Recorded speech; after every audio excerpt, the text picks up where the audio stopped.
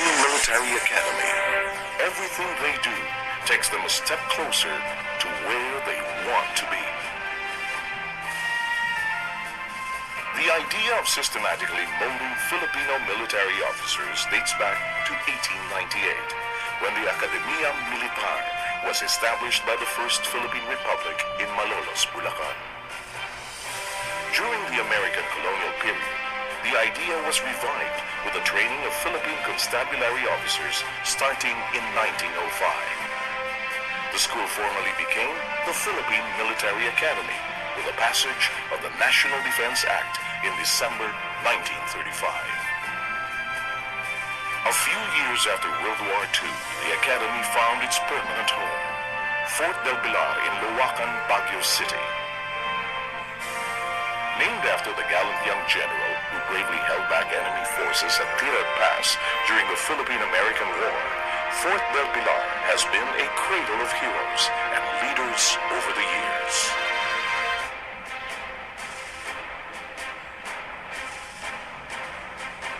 Made more attractive by the Academy's rich history and tradition, cool pine-enveloped Fort del Pilar has been the dream destination of thousands of young Filipinos aspiring to be scholar cadets year after year.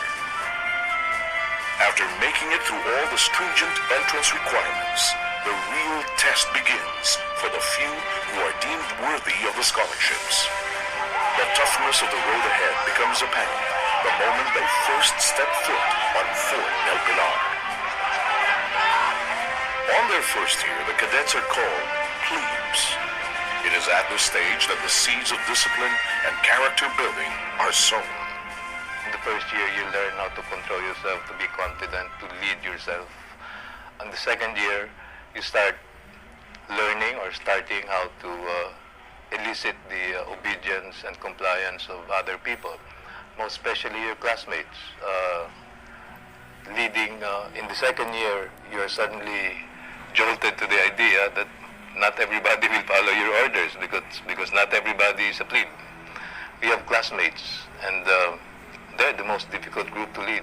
Leadership is eliciting the obedience and cooperation of people to achieve a certain objective. Now, instead of pointing that outward to others, first, as a fourth class, as a plebe, point it to yourself.